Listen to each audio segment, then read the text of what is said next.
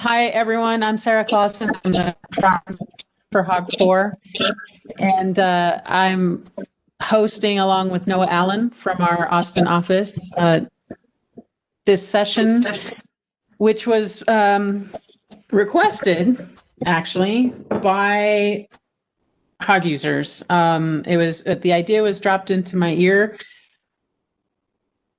programmer that I know, and then I went out to the Facebook group at large and asked if this sounded like an interesting topic, and the answers there were very positive in that people would like to hear this content. So what we're going to talk about today is right now, given the state of the industry and the state of the pandemic, it appears that a number of you are finding opportunities to work more in studio work or TV and film rather than the live event industry, which has essentially shut down, as we all know. And that actually is a very different way of working than you may be used to doing gigs and theater or any other kind of live event. So we pulled together a panel here of experienced TV and film hog users. And I'm hoping that as this evening goes on, my evening, your day, we tried to put this at a time zone where we could get a lot of coverage of the world. I'm sorry if you're in Dubai, where it's like midnight now. But anyway, we'd really like this to be more of a discussion or a Q&A interactive session so that you guys can ask the questions of these experienced users to try and get some help in getting your feet wet or getting yourself more settled in working in a more television style of operation or film style of operation. So what I think we should do is I think the panel should just go through and introduce yourselves with a short what have you do. And in the meantime, I would suggest that if there are any participants who have any questions that they really want to make sure they get answered, that you start putting those in the Q&A section of the WebEx. Avoid the chat. Chat is just if you want to chat with each other, but if you really want a question answered, it helps us to filter those out. Excuse me, if you put it in the Q&A section. So please go ahead and start doing that if you can. And if, like for me, Noah, the Q&A is blocked out, maybe there's something you can do about that. Anyway, so I went to Scott Barnes and said, Scott, can you get some of your friends together? So I'm going to start with Scott and then let the rest of the panel do their thing. Here we go. Yeah, Sarah came to me about this, and I've done videos about this. I have stuff out there already about these conversations about working in motion picture. So really wanted to get a group of guys and gals or whoever that was available, because we're all kind of working right now to join in on this and get more of their side of it. So I'm going to help out a little bit, sort of co-host, I guess, but I'll chime in every once in a while. But I'm anxious to hear some of the stories from the guys that are on this panel. I know all of them. I've worked with all of them. And I'm excited to hear about what they have to say. So that's me. And I've been in the motion pictures business since 91-ish, 92, but I've been on a console since 97, 96, and since Hog 2 days. So went through the Hog 2, Hog 3, and now Hog 4 days. So there you go. Who's next? Someone, Elton, chime in, Elton. All right. Hi, guys. I'm Elton. I'm Elton James. I've been a Hog programmer for the last 6 years. I've been operating a lighting console for film and television for about 11 years now. And I just got back from New Zealand. I'm very tired, but I'm less tired because I've been sleeping for the last couple of days. So it's better. I'm excited to be here and share some of the information and knowledge that I've learned over the past few years. So, yeah. All right, that's Elton James, everyone. All right, moving on to Dave Slockey. Dave Slockey is one of the first guys I met in the business, first guy I worked with on consoles in the business. he actually is the first person on a Hog 2, back on the Grinch. So, Yeah. Dave, what do you got to Hi. say? Been working in the business since I think my first job ever on a movie set was in the late 80s. Worked out in California since 1990. My first job ever on a console was in 96 on an Expression, working on Starship Troopers. And then from there, got into the Hog consoles and then moved up through the 2, the 3, and now the 4, like similar timeline to Scott, basically.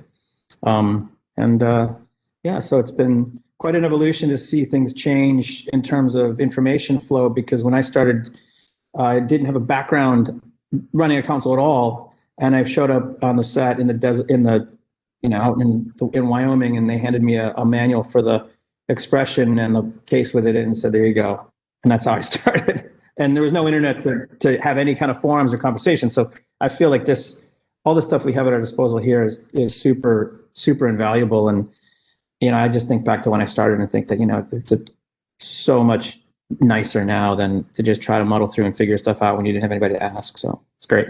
Cool. All right. Moving on, Brian. Introduce yourself, Brian. This is Brian Booth, another guy I've worked with for years. Actually, I don't know if I've ever actually worked side by side with Brian, but I know we. I don't think we've ever worked side by side, but we've done things where I've been on second unit for you, and then you come in and replace me on some things and finish shows and done stuff like that. And but yeah, I'm Brian Booth. Been in the business since about 94. Been on consoles really full time since about 2000. I really started on like the Hog 500 way back when, and then moved up to the 2 and 3, then 4, and all that stuff. And I remember going way back to even a show like Poseidon, where I think Scott was the programmer. And I was on the rigging crew at that point, and I would peek over Scott's shoulder and see what he was doing, and was very interested in the console and what was going on there, and was very interested in it. And I think part of that really piqued my interest and got me going in it. So cool. And here I am, 20-some years later. We're very fortunate, Brian. He's a really hard guy to get. Brian's always busy. He's always somewhere busy. All these guys are always busy. So I'm particularly excited about this guy, Benoit. Benoit is here with us, and I'm very excited that he's available, because for a lot of you guys who do a lot of live stuff, that is Benoit's previous job, and he still does that occasionally.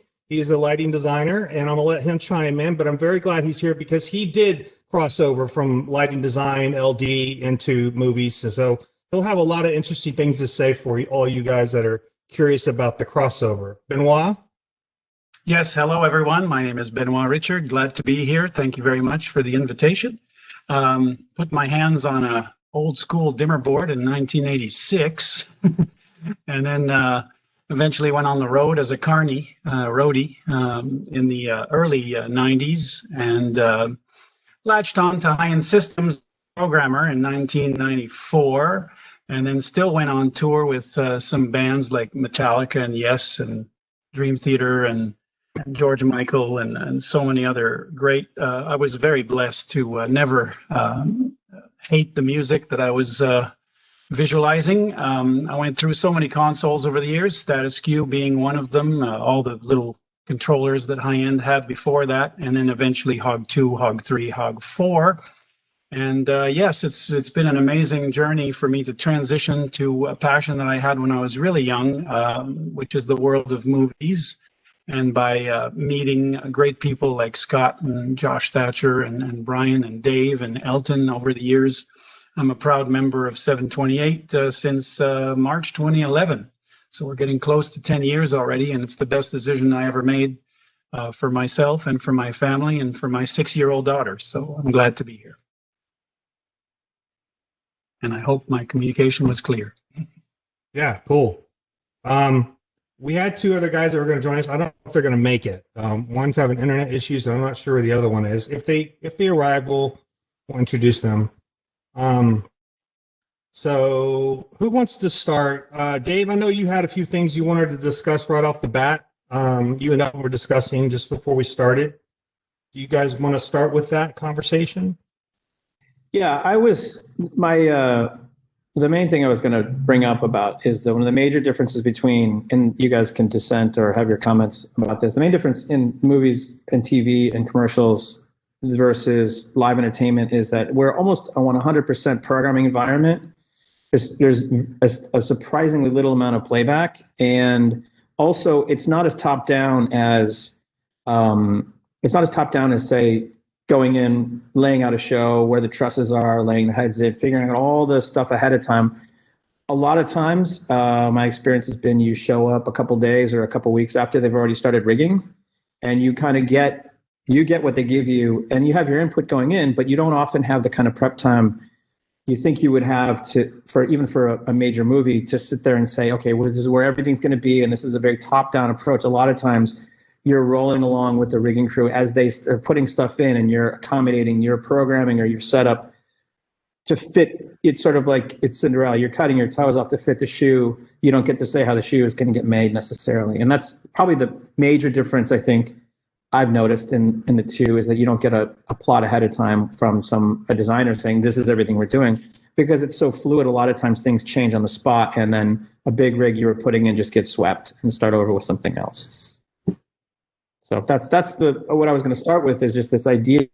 Benoit can talk about this a little bit, because he comes from that live event thing, where it just seems to me that experience is, it's all laid out because it has to be set up exactly the same way every day, and we do it differently all the time. You know, everything is changing all the time. So that's my intro for that. Excellent. I've been really lucky to get some good prep time on some shows, which is the flip side of what Dave is saying, but also what I like to teach when I teach the class to our members of the introduction to the Hog 4 or the Hog 3 over the years, is the fact that live entertainment consoles are always, for modern day entertainment lighting, are geared towards making it easy to black out. And if you do that on a movie set, pretty much run out of a job, because you cannot possibly black out a set. It's too dangerous. There's too many moving parts. There's too many departments running around, and the one thing that I've always noticed is that there are tricks to make sure that you're not going to black out the set on your first job on a movie set. And if we want to go really quick into specific, persist on override in the option of the cue list, a 10-second release, for example. Don't wrap to the beginning cue, because if you press play by mistake and you end up at Q1, and the gaffer would go, why did everything change? There's so many tricks that I think are primordial to keeping your job and to keeping the confidence of the gaffer and the cinematographer. And that's my 2 cents on that. Blackout is king in live entertainment, because it creates this amazing pop from the audience if you do it at the right time. But if you do that on a movie, you're going to find yourself out of work pretty quickly. So for anybody who is aspiring to work on a movie set, just put that in the back of your mind to cover all the bases to make sure that you never black out a movie set.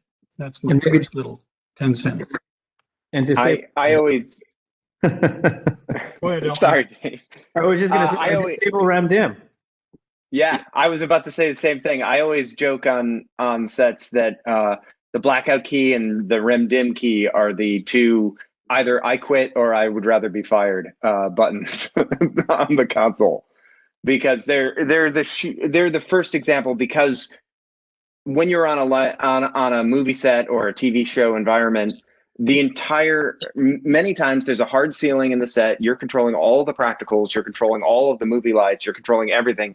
There's a major safety issue if you're going to black out, and you want it to be when it's an like if there's an emergency, having a work light cue stack. I often will keep a cue stack on one of my faders that is a work light in case there's a problem, so I can slam up some lights on the stage so we don't plunge into darkness. Right. And another thing to mention, well, in terms of REM-DIM or blackout, when you're doing a lot of movies are portable power, and lots of it. I mean, it's changed a lot. Oh yeah, since the beginning, but you don't have, because you don't have rigs with 14 generators anymore so much. Or how many amps were you pulling on Lemony, Scott? Do you remember? I don't remember. Yeah, but in situations like if you were to black out, 20,000, literally 20, thousands and thousands of amps and black them out and bring them up again. Not if you're lucky, the generators wouldn't fly offline, but you would also have a generator coming at you with a tire billy wanting to find out why all of his plants just jumped off the ground because you blacked everything out and brought it back up again. So that's another consideration for movie sets. It's a little different. We're not tied into the grid a lot of the times. It's portable power and everything out. You can knock the generator offline and then all of a sudden it's an hour to reset and the producers are like, well, we just lost an hour shooting time, so it's your fault. And when you're dealing with heavy amp loads, like being aware of the amperage of all of the lights on your rig is very important doing portable power work, because we'll have 20K lights, we'll have tons of big lights. I recall on my very first job on a film set, space lights. Yeah, I'm lost. You went silent for a second. Go ahead. We hear you now. Okay. I had written this clever little macro to turn on all my space lights, one bulb at a time in a cool little pattern, but I screwed up the timing. And so the first time I hit the button, I had 150 space lights, which are 6K, 6,000 watt lights that we just hang for area lighting. And and everything turned on in about 1 second. And then suddenly the entire warehouse we were using as our stage all turned off. And then a very large man from Texas comes running in a white shirt with a giant coffee stain on his shirt. And he goes, "Boy, what the hell are you doing?" And it turns out he was asleep in the cab of the generator, and it knocked the coffee on his lap when the generator bumped from too high a load. And he came and yelled at me for it. So it's important to be aware of what is, when you're dealing with portable power, what is in your rig, so you don't slam things on and cause generator issues, cause lamps to have issues, stuff like that. Yeah, and I guess a side note on that is that a lot of lights hung on entertainment lighting, they turn off with shutters. They just douse. They don't have the power draw remains the same the whole time. Whereas for us, well, it's changing a lot with LEDs, but even so, your load is, your lamps are your load. And so if you want things to go dark, that's the changing of your load, unlike there's no shutters. So it's a habit to maybe learn or relearn if you're used to using stuff that are only just damp out and the glow stay on, that you're turning lights off, you're really changing the load, like what Alan was saying. Let's jump back a little bit and talk a little bit about just starting a show. I think it's very important for people to understand, and I'm just going to start this conversation and let you guys chime in a little bit. I think people understand the differences of the business in general. We're not technically designers or LDs. It's a very ensemble group of people that we're dealing with, rather than a live show, which really it's just about the music or the performance and just the lighting in general. Here it's, there's a lot of other factors involved besides just us and what we do. Obviously there's key moments of what we do that are very important and very console heavy as far as just the importance of what we're doing. But there are many times, and all of these guys would attest to this, that we just sit there and twiddle our thumbs because it's not much going on with the console at all for maybe hours or days. So let's talk a little bit about just the beginning process, because there's a lot of different ways we get hired. There's the cameraman, there's the gaffer, there's the best boys. We get referred from a lot of different people, and our prep time is a little different than most shows. Sometimes we just literally walk into a show and only have a day or two, but a lot of times if you're doing a large show, you're going to be coming in and you're going to start maybe weeks ahead of time and getting stuff set up as far as the stages, working with the tech crew, working with the gaffer on what the gaffer, and everybody understands gaffer and CLT are the two terms we use for the department head. Lighting department head is the CLT or the gaffer, chief lighting technician or the gaffer, and that's who that's technically who we really are working for and who's hiring us. And that person works beneath the DOP, the director of photography. So I know that and then you guys might have, we all have different styles of working and different ways we get hired and stuff, but I know that I get usually called by the CLT, occasionally the DP, but usually the DP and the gaffer are contacting me about working, and I usually come in about 3 to sometimes 15 weeks early, mostly for plotting reasons, to do plotting for them, but also just to get the system set up, the consoles, figure out by looking at the schedule and the script, figure out exactly how heavy of a use of the console they're going to need, how many consoles they're going to need, am I going to network, all this kind of stuff is what I usually kind of get involved with. And then, you build a team of people that help you expedite that, get it going. I know these guys have different ways of doing it. It might be very similar, but I'm gonna let them chime in. Brian, I'm gonna start with you because I haven't heard from you yet. Yep. Actually, I'd like to. Go ahead. So what I'd love to do is I'll do 2 ranges, which was the end of last year, beginning of this year. I was doing a Disney streaming show, and then the end of this year, I was finishing a feature, and which had 2 very different styles. The Disney streaming show was all location, so basically I had one Roadhog that I would take to every location. Each day was a new place that we went to.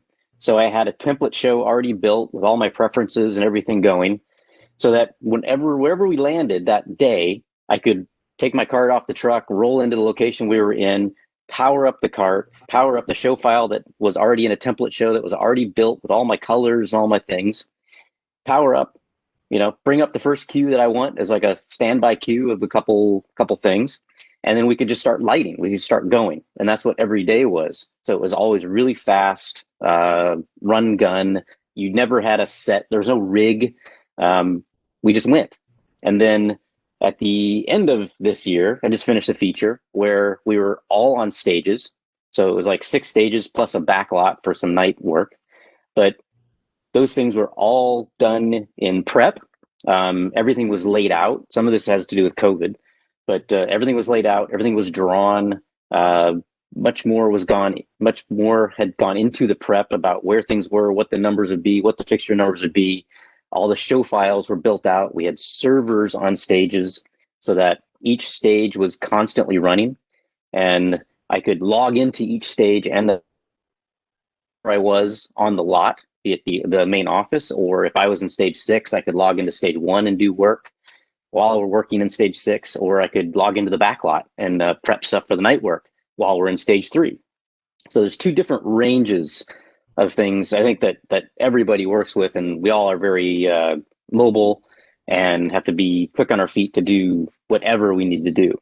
But I just like to put out that we can do things from taking a single console somewhere, run it in, like burst out some wireless DMX from it, and start going, to being able to control, like for this last thing, 6 stages plus a backlot all at the same time from one place, networking out.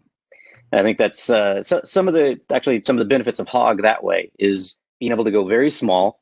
Like I've gone somewhere with just a little tablet and a Lumen radio, and jump on a bus and run a bus rig while we're driving down the street doing something, to being able to control 6 blocks of a city from a Hog and networking out all that stuff. That's a very good comment about Hogs, and no dig on the others. I mean, if you guys are MA users, I'm sure you got plenty of ways to do this too. But one thing that we all like about Hog is the networkability and the expandability of it. Like Brian just said, having the ability to do a show that's super, super small, where you just need like a quick processor or a widget and a tablet maybe, all the way up to super, super big, where you have multiple playback wings, a large rock and roll rig of some sort, and maybe dueling consoles. You got media going.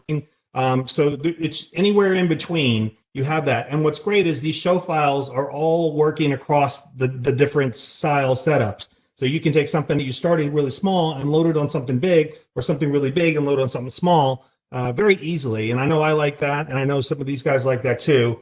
I think it's important for a lot of people to understand that I've said this many, many times before, but our way of working in this business is very much a variety plate of different styles out there. It's busking, it's theatrical, it's rock and roll, it's anywhere in between. We take all types of styles and apply them to our workload, because in the motion picture business, anything goes. I mean, Monday you're doing a rock and roll rig, Friday, you're doing more of a theatrical style thing. Somewhere in between on a Wednesday, you might be doing something where you're busking. I know Elton's did a lot of busking on Godzilla, I heard, and where you're playing the console like a piano, basically.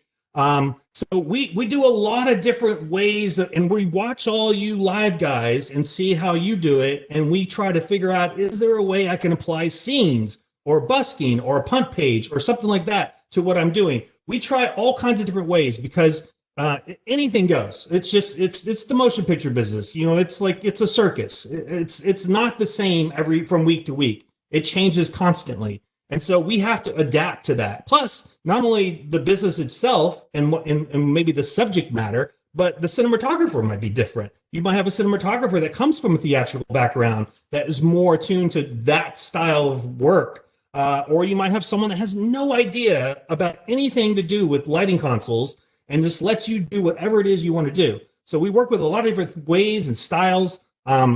I think Benoit could probably chime in on this because he does come from rock and roll, and he's sort of now mixed up his style a little bit from the way he's done rock and roll, probably to the way he does movies now. Ben, do you have anything to say about that? Yeah, absolutely. The important thing to carry over from live entertainment to movies is to carry that one cue list that's going to handle the most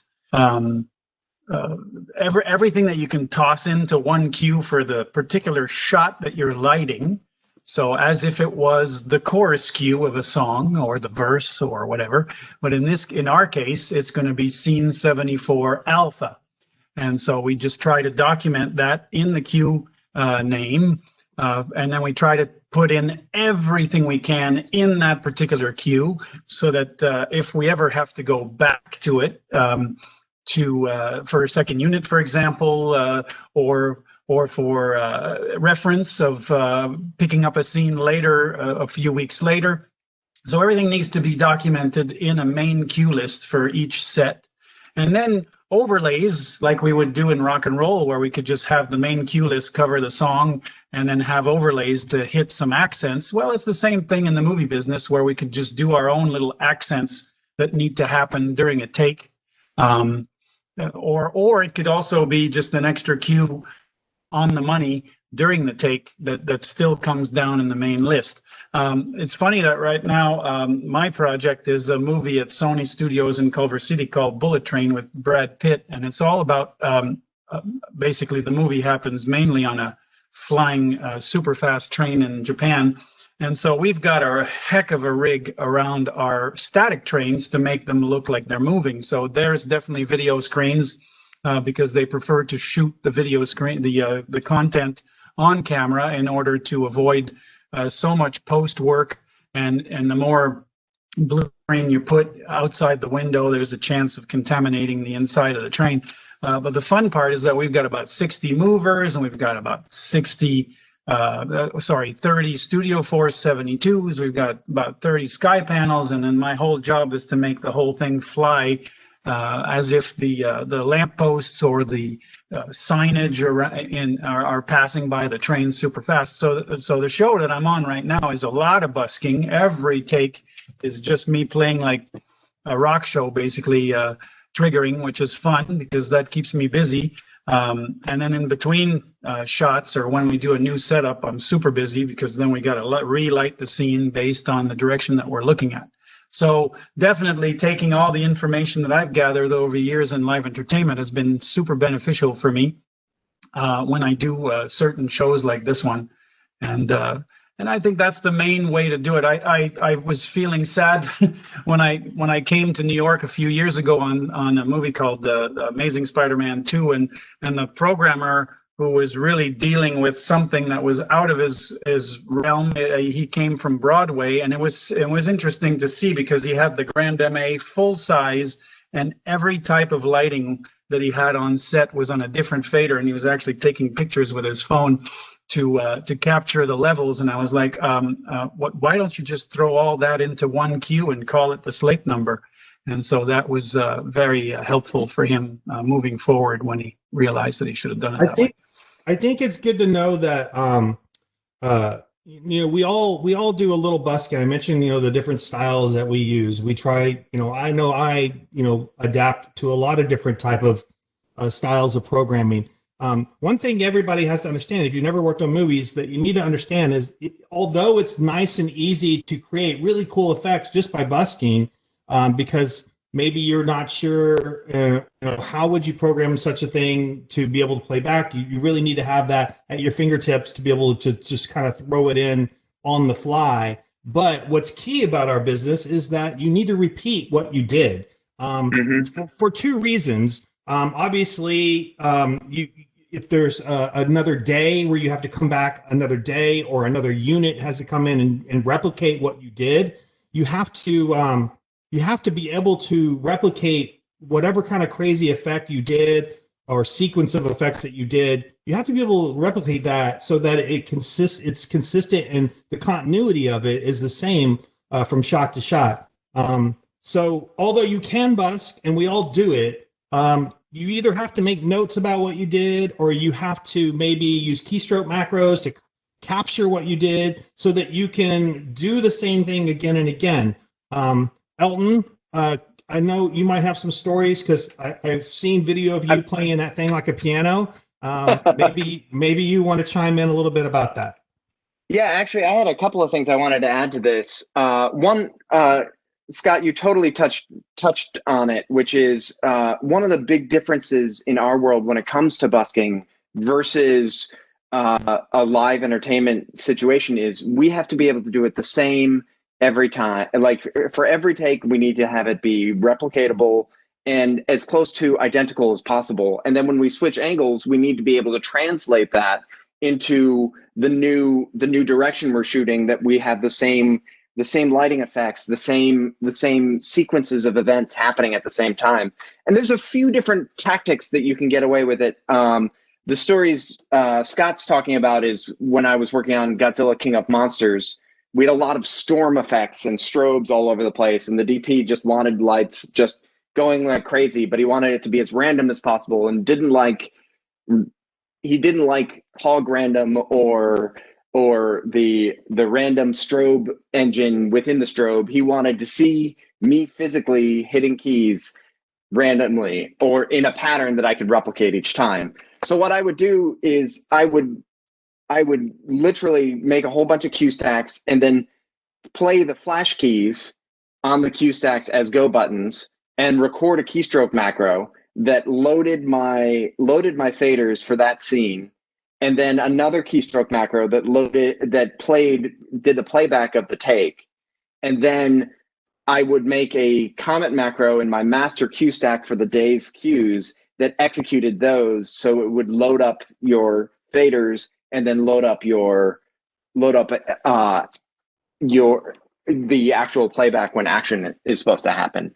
And that worked fairly well. It was very time consuming to get that just right. But there are a few other tactics that a lot of us do use for that, where I always keep a master cue list of the day's work. So every cue will be either a camera setup or a cue within the camera setup. So and I'll mark it by the slate on what scene it is, and then I'll do one cue list for one day, and then I'll move on to the next day. And then, but if I have any supplementary things, like there's an explosion that happens off camera left, or there's a door that has to open, or there's this color shift that has to happen because the jet is moving around, I'll put those into secondary cue lists that I'll keep on my faders that I will then execute their moments using comment macros within the master cue stack, so that anyone at any time can come in. Like if second unit has to come in behind me, and second unit is an additional camera crew that shoots more the action stuff, or the stuff that main unit's not working with, or stuff without the main actors, or it's a different unit of the same crew. And so I'll try to make all of my cue stacks that you execute something in the master stack, and it will automatically bring in all of the other supplemental stuff. So another programmer only has to look at one cue list to find out what's going on in the queue. And then they can dig on by looking at the comment macros to see what's happening, but they can still execute by just hitting one go button instead of going, oh my gosh, I got to go over here, hit all these buttons in this timing and follow this timing. No, I try to automate all of that as much as possible so that they can just hit go on action and then it does the work it's supposed to do. Yeah, it's very simple. And I think another add to this conversation a little bit, another thing I just thought of that you said that reminded me is it's not just about continuity from unit to unit or continuity from day to day. It's also within that particular shot or scene. I can think of like an example is you might have a scene or a shot where you have a sequence of effects, maybe a couple cues, some effects, maybe you're pixel mapping something. I don't know. You just have a lot of different steps within the shot. And let's say the shot is like, a good minute long or 2 minutes long. And within that minute or two, there's several different steps of cues that you're doing. What's interesting is you get that shot, you might move on to another angle, but instead of the entire sequence, they start somewhere in the middle. It's like you now you have to figure out where was I, what effect or cue was I on at that particular point in the shot? Because if the actor's going from point A to point B, then somewhere in the middle is where they start the next shot. Then that means you have to start your sequence of effects somewhere in the middle, and you have to figure out where that is. I know that when I'm asked to do a lot of stuff as far as cues and effects, the first thing that goes through my head is what is the first question I ask myself is there's always more than one way of doing something. There's always, I can use chases, I can use effects, I can just use cues, I can use pixel mapping. There's a lot of different ways to achieve the look that they want. For me, it's about what's the way that's going to allow me to do changes on the fly quickly so that they don't have to wait for me, because that is a very, very important thing in this business is time is money. So the faster you can work, the better, and the more jobs you're going to get because they know how quick you can work. And so you have to be able to come up with a way.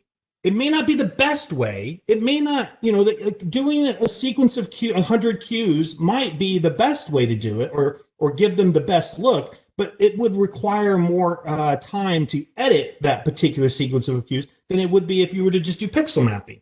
So I always talk to the DP and the gaffer about, well, here's what I could do. I can do it this way, I can do it this way. If I do it this way, it's going to be right on what you want. But if you want to make changes, you're going to have to give me time to make changes. Whereas if I do it this way, if you want to make changes on the fly, I can do it in a heartbeat. I can do it while we're shooting. So I always like to give them that ultimatum. I like to give them the choice. What kind of flexibility do you want? I find that the one that gives them the ability to make changes quickly is always the one they want. But I know, like I said, we all have different people we work with, and we all have different styles we like working with. So I'm going to let these guys talk a little bit more about it. Elton had some good stuff to say. Dave, you have anything to add to this? There's one question in there about using time code. Do any of you guys use time code to help keep these synchronization issues straight? Necessary. More often, I use time for triggering motion control. I've used it most for triggering motion control, never for it goes back to what we were saying before. We're not really a playback intensive, planned out play. Your playback is, hey, we're going to do this now, and you, like Scott said, figure out the best way to do it, given the circumstances, put it together, it runs for a while, and then you maybe never ever go back to it. So the time code has to be planned for playback so much but I've used it most of all for triggers, time code triggers for effects with motion control. So it's interactive lighting that has to be precise every single time and match a camera move. That's when you use that. And then it's very rarely a feasible option for a movie set. Unless you're doing a lot of motion control or a lot of specifically choreographed work. And then one last thing I was going to add is that when Scott was saying a long take is a minute, it's not, that is longish. I mean, now it gets to be longer, but the compression of times you have to work with are in the tenths. Usually for me, when stuff is changing on camera, the shot is like, you have to do this effect or do a change for all these things have to happen, and they have to happen within maybe 2 seconds or 3 seconds. It's not like your fade times between cues are going to be, your change times between cues are going to be 3 seconds and 4 seconds and 5 seconds. That's an endless amount of time on camera. So one thing to keep in mind as you're doing stuff is that you may be surprised in your first time when you hit play for something and they say, yeah, that has to happen like 14 times faster, and a lot of that is getting used to this sense of screen time. And this is sort of what Scott was saying. I was going to say, make a comment about filmmaking, having a filmmaking attitude or a filmmaking perspective on things.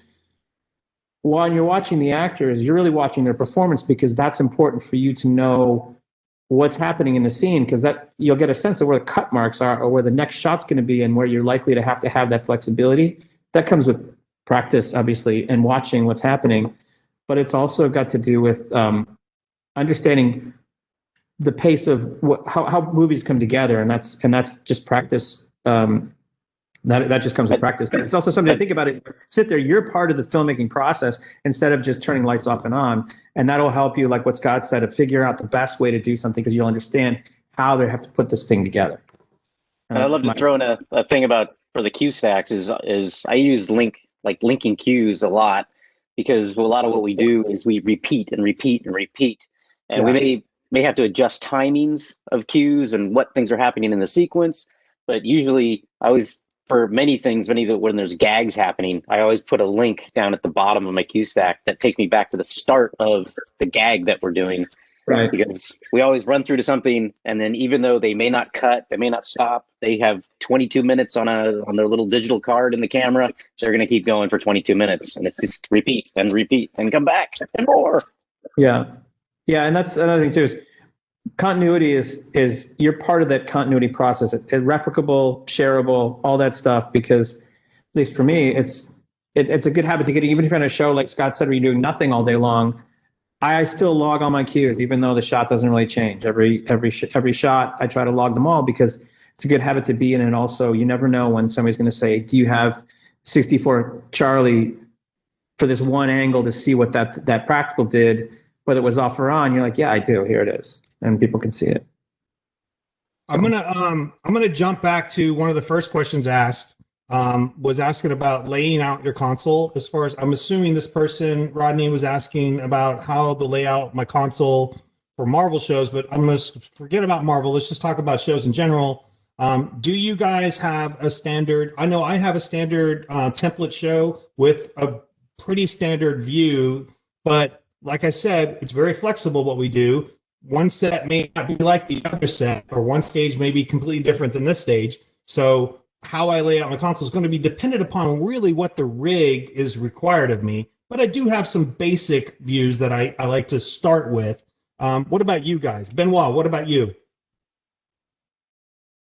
I guess I challenge myself here and there, and in the past I started fresh, but nowadays, and this is something I saw in the Q&A in a few repeats there, about how to manage color temperatures between different fixtures. So now in the past few years, I've been carrying the same show file with me as a starting point, with a lot of the standard LED lights that are the flavor of the week or the flavor of the month, in order to, and then I do use my color meter to try to normalize everything in prep, to make sure that 3200 Kelvin on all the LEDs that a gaffer could have in his truck won't look completely different, because obviously the range of color temps on certain lights is different at the low end and at the high end. So yes, I've been carrying a main show file that has at least one light patched for every type of fixture that I might come across, and in that way my color palettes carry over from show to show. And then it's so easy at the end of a show to just strip everything back down to bare bones, and then have that as the new carryover file for the next job. Now I'd like to backtrack very quickly about how to compare live events programming to the movie business in terms of playback. And very quickly, as a lot of people know, live events is, in the traditional sense, is 5 shows a week in 5 different cities. And so they are masters at rig to rep, meaning like their whole system is set up to come out of trucks and go up the same day, do a show, put it back in the truck, and do it 4 more times the same week. In our business, that happens on commercials, where we rig to wrap a system the same day. That obviously is nowhere close to a rock show. But on a movie, of course, then that's more planning ahead and all that stuff. But I kind of like that rig to wrap theory, because I apply that to what I call program to playback. And the reason why I say program to playback is because in between setups on a movie or a TV series, the setups can be really difficult, depending on the cinematographer's level of complexity and his eye. And so here you are trying to do all his changes like crazy, because the first AD wants to rehearse that shot with either second team, which is the stand-ins for the real actors, or the real actors have been called in because otherwise they won't make their day if they don't get that shot right now. And so at that point, after you've frantically gotten every note that the DP was asking for that specific shot, I've come across a few programmers that are so spent from just going through that ordeal that they didn't cover themselves on how to play back specific commands during the shot. And so then they're lost, or they don't do it accurately, and then they get a little bit of an earful after the first or second take, and you're like, well, that's the first time I really saw it. In any case, my point would be to really focus on how, and like Scott said, multiple ideas come to mind about how I'm going to deliver after I've created everything that you wanted to set, which are most of the things are not changing, because it's either the practicals or the big rig over that was rigged ahead of time, and then there's the truck package from the gaffer where certain lights were brought in at the last second just for that shot. But then there's a cue or two during the take. So one thing that I always say is program to playback, so that you're not completely unprepared for the second part of what you need to do, which is accomplish the changes during the take once you start shooting that particular shot. So that's program to playback. That's one of my fun little. I like how you brought in color as part of that conversation too, because there are some questions about color management. Why don't we just keep moving into this and talk more about that? Brian, I want you to chime in last about this, because you have a particular way of doing it that we don't all do it. And I'm fascinated by the way you do that. I've talked to you about it before. So before I get to you, just Elton and Dave, one of you guys want to continue on with the conversation about laying out your views, laying out your console, and managing your color palettes, especially. Dave, do you want to go first, or you don't want me to? Whichever you prefer. Go ahead. You just got back. All right. Well, I lay out my screen. I use 2 different consoles on set. I have a full bore 4 and I have a Roadhog 4. So I actually have 2 different standard layouts that I always have that I adjust as per the set or the day or whatever. But I always start from the same spot, and I like to have an output window in the top right-hand corner. I like to have a programmer in the lower left-hand corner, and the rest of that screen is taken up by as many color palettes as possible on my full bore. And then on the other, I'll have 100 groups, a directory with 100 groups available, and then the chosen master, and then everything else from there. But it's really that's my standard. The things I want to be looking at are the things that I've found are most useful to me as a programmer on a movie set is color, what's actually going on, what's going on in my programmer, and where I am in my queue stack tend to be the most important bits of information for me. And then I'll add or remove other directories as I see fit, depending on what's necessary. I may have the effects directory open, I may have the intensity directory open, but often I'll have a lot of that mapped to my command keys. I have a lot of intensity palettes mapped to my command keys and macros mapped to my command keys, so that I can quickly adjust levels on things or set specific information to that. My favorite macro is a macro I actually lifted from you, Scotty, which is my at 200% and at half. So thanks, Scotty. You're welcome. And then on my Roadhog, I just kind of like, smush it all to have the same information and with the smallest visible buttons that I possibly can, so I can have as much information on it.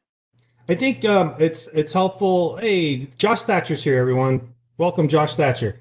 I think Noah will get him situated. We'll get him in on this conversation too. But Dave, before you chime in a little bit of that, I think it's also one thing that I love to share with people, especially new people in the business, whether you're live or whatever, that I learned from one of the greatest people I've ever worked for, Harry Zangmeister. I don't know if you know Harry. He's probably like the premier virtuoso and V676 programmer in the business. And I don't know if he's even still working. I'm sure he is, but he does all the live events, Academy Awards, stuff like that. But I had the pleasure of working with Harry on Dreamgirls. And one thing I always cherished that he said to me, me being the young kid at the time, or middle-aged, but and this was just great because he is not a hog guy whatsoever. So it's great to learn stuff from people who aren't even hog people. He said that one thing that, and I'm sure you all agree with this, is you have to get, when it comes to any console you program, you got to get to a point where you know the console so well that you don't have to think about, you don't have to stop thinking about how you're going to do something. When someone asks you to do something, all you really have to think about is what's the best way to do it or what's the quickest way to do it. But you don't have to think about how you're going to do it. The muscle memory is there. You get to a point where you can just be creative. Because when you're new on the console, having to figure out what this button does, how do I achieve that, it gets in the way of the creative process. It slows you down. It keeps you from being able to do what you really need to do, which is achieve this creative, cool effect or cue that you're trying to make. And so I've always loved that he said that, because that's really, really important. You do want to know the console well enough, whichever console you choose to use, you want to know it well enough where when you're on the job, you don't have to think about how you're going to do it. You can just do it. You can just create. And I think that's very, very, very important. So Dave, going back into that subject about your layout and color management, what are some things you do? Go ahead. It's a perfect segue because you talk about muscle memory, because I'm not super coordinated with touchscreens, like finding palettes and tapping them and stuff like that. So I tend to default to stuff, my programming style, such as it is almost all on the keys. I rarely touch the screens, just because I just don't have that. I just can't stab out and find the palette. I'm always hitting the wrong one or fat fingering something or something like that. So as much as possible, I have stuff on command keys and lay stuff out color. Like, for example, the color palette, when I lay out my color palettes, color temp is always 2600 degrees is on color palette 26 all the way up to 60. So 6000 degrees, color palette 60. So if somebody says, give me X head at 60, at 5500, I just do color 55, enter, and it's done. And I don't remove my hands off of that at all. I mean, I know how to touch. I'm a good typist and touch typist, so I think that's a lot of it. I can figure out where my hands are on the keys way more easily than I can reach out and touch a screen. And so I use that as much as possible. Sometimes if I'm doing plots, I just open the plots from the, using plot view, I just open the plot and close it from the keys instead of having a specific plot view, for example. And then but my screens themselves are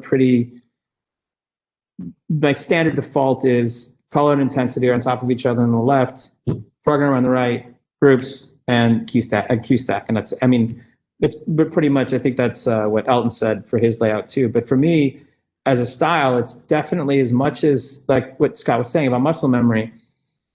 I just am better and faster with having stuff where I want it. And the command keys usually change a little bit. Sometimes there are some gaffers that bring everything up at 50% all the time. And some of them go up 10 and down, 10 and up, 10 down all day long.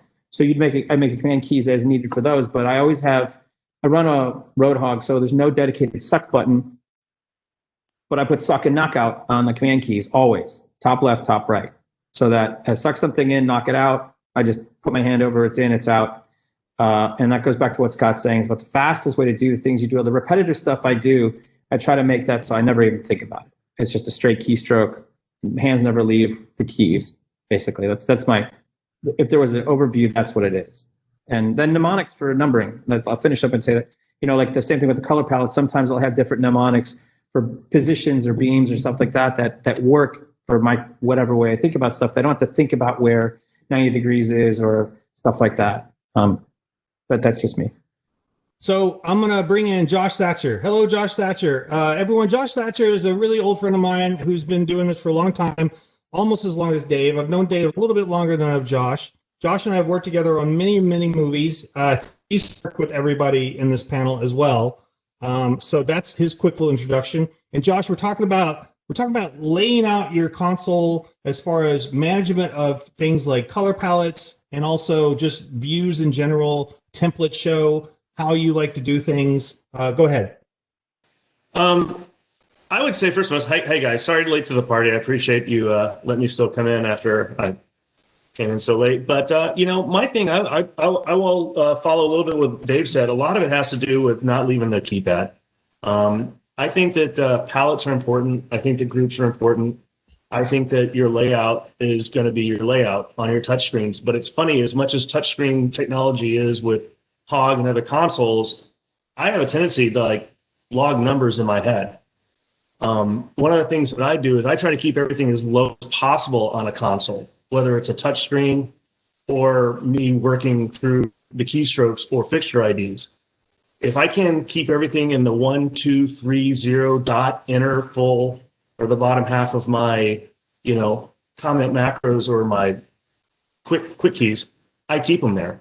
Even to the point where I know David was talking about the selection of your color palettes. Well, I definitely have color palettes, but I also use the little set button that's at the bottom of, if you have a full-size console, or the set key at the bottom of each encoder as a quick identifier.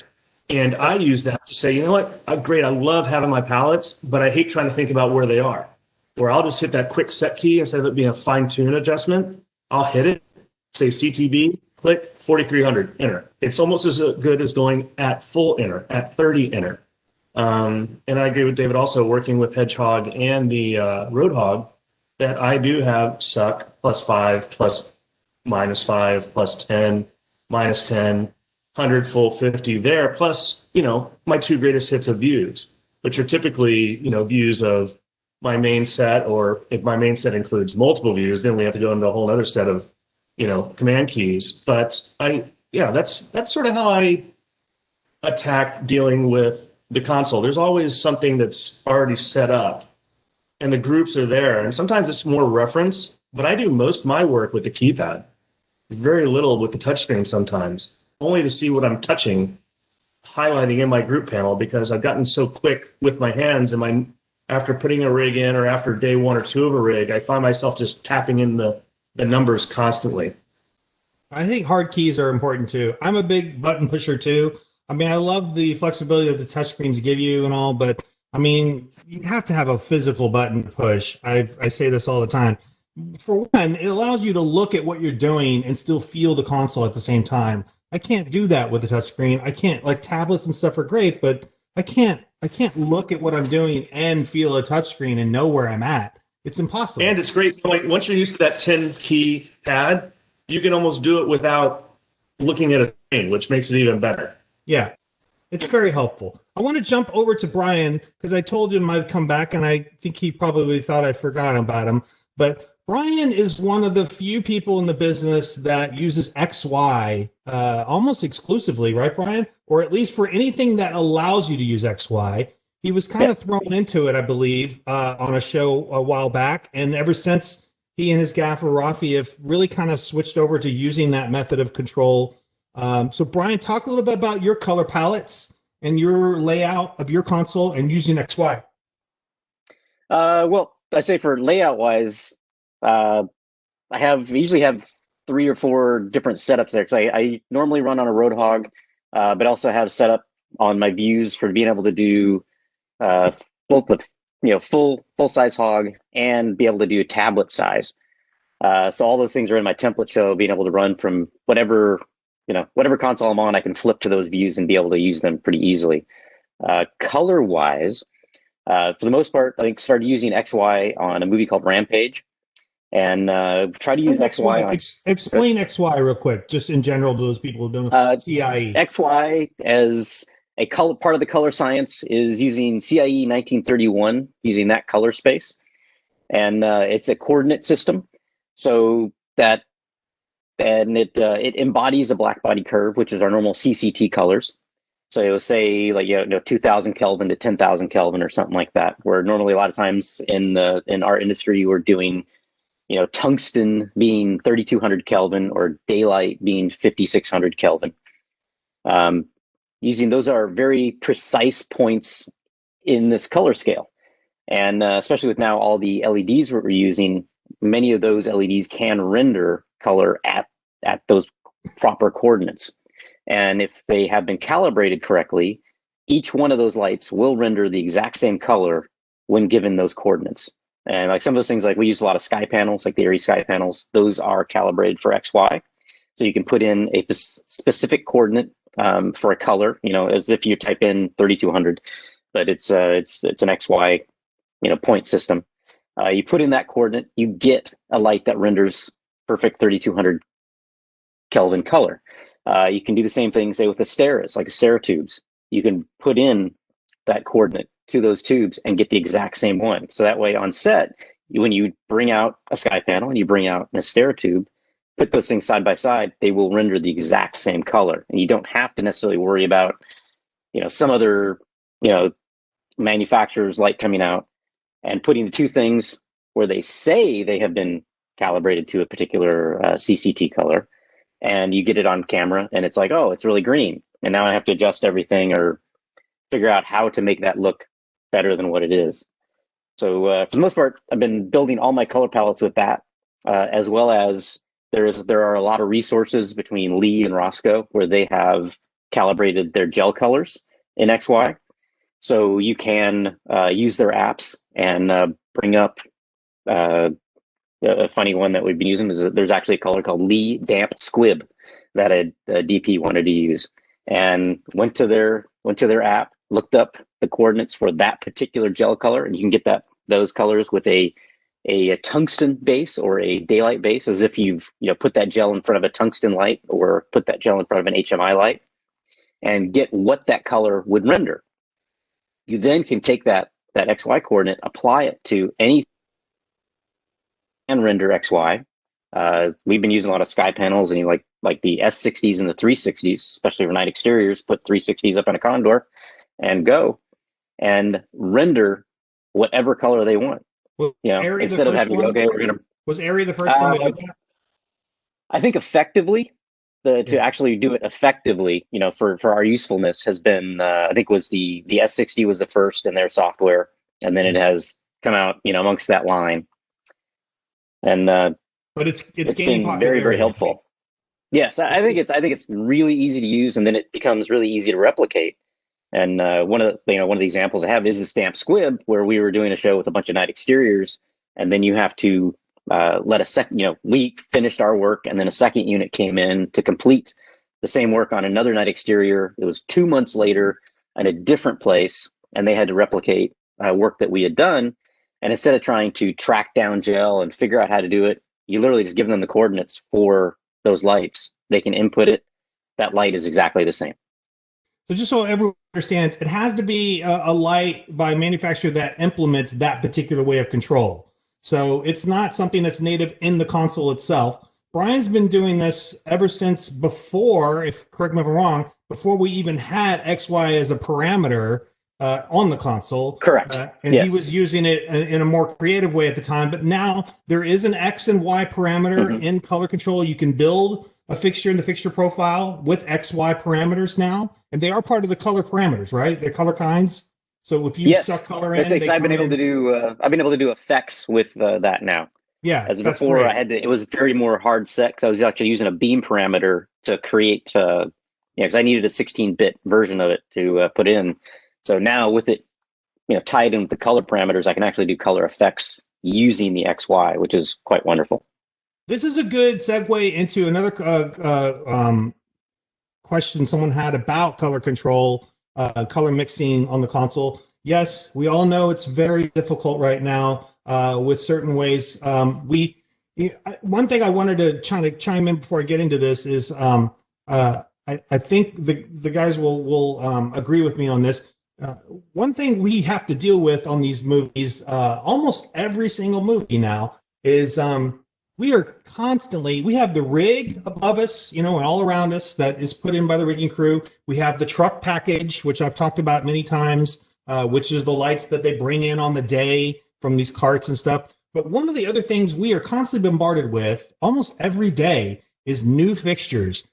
Constantly are asked to make a profile for a new fixture. It's either a manufacturer that just wants us to test something new, a gaffer has built something in this garage that we have to start using now all of a sudden. So the fixture builder is our best friend because we're constantly having to build fixtures. I can't go a week without a conversation through Facebook or emails about, has anyone built this yet, or has anyone built that yet? Can I borrow your fixture profile for this? It's just, it never ends. It never ends. It's just always happening. So it's very important for like Brian to be able to get those kind of parameters so you can build those kind of fixtures when you need to. But going back to color management, color mixing, I know that we all kind of do our own little thing when it comes to this. I love to use, lights that have CCT control and RGB control because the console, the hog, converts the RGB to CMY, which gives me the most flexibility because if I use RGB, obviously it's an intensity parameter and I don't have intensity control separately. So I like to use the CMY control because I have intensity control, and then I can set my color and it'll stay that way until I change it. And I can turn the light off or on or dim it without affecting really the color. Obviously, it gets tricky when you have RGBW or RGB amber, or in our world, we have things like called Cine 6. Cine 6 basically is RGB, amber, tungsten, daylight. So it's 6 different emitters of LED to make any kind of white we want. And obviously, those are just raw channels of color. There's no real color engine that's actually mixing all that for us. It's more just kind of on the fly by eye. We have to figure that out. Because Hog does have limitations when it comes to that. It does not include amber yet, and it does not include white or tungsten daylight. Tungsten daylight basically are white channels, but one being a tungsten emitter and one being a daylight emitter. So we have to mix that stuff separately, which gets tough. But I think we all have our certain ways of doing it that we are accustomed to, and it's especially difficult with pixel mapping. I tend to, I don't know about you guys, but when I pixel map stuff like that, I tend to just control color manually rather than let the pixel mapper control it. And I'll just let the pixel mapper control the intensity. Does anyone want to chime in on this particular conversation? Don't be shy. I'll say for me is because of the way XY is dealing with color, for the most part, especially over the pixel map, I like to adjust all the color separately. That, and as well, just let the pixel map deal with just intensity values, which also goes to another, a more crazier thing where I've done a few times where we'll have a pixel mapped overhead or a set or even a sidewall that will also mesh in with video playback, where there will be a video wall involved, and you'll have to do like an ArtNet merge on just what usually I would do is just the intensity channels with whoever's playing back the video, where they will be able to patch just intensity channels and I'll still be able to control color channels off the board. So that way intensity is dealing with, poor man's process or rich man's process, however you want to call it. Yeah. Letting the video, which essentially is an RGB signal coming out, letting that just be intensity happening. And that way I can just control color on my own to make sure the color is consistent for what we're doing. And I've talked about this. So I've mentioned the rigging, the rig itself. That's a crew of people that build the rig, hang the lights, the movers, the boxes, whatever. And then the truck package, I've mentioned this. I've talked about this in other videos, that we have to control all that. That could be, sometimes the truck package is bigger as far as data control than the rig itself. It can be, 8, 10, 12 universes of information that's going on. But then the other thing, and that's part of this conversation, is we have a fixtures department, and the fixtures department is like they build and create all the additional type of lighting, anything from just a table lamp like the one next to me here, all the way into like ribbon LED that's just dressed into the set or into the costumes or all over the place. And all that stuff has to be figured out as far as how are we controlling it? Is it digi-ribbon, or is it just all one color, or is it Cine 6 or whatever? And it could be tons of it. I mean, Dave has probably some stories from some of his shows where he's had a ton of it. I know Josh does too, but we deal with all this type of ribbon, and some of it's just tungsten daylight, some of it's Cine 6, some of it's RGB. So we're dealing with all these different types of ribbon. Josh, you had your hand up a second ago. I know you wanted to say something about this color mixing conversation. Go ahead.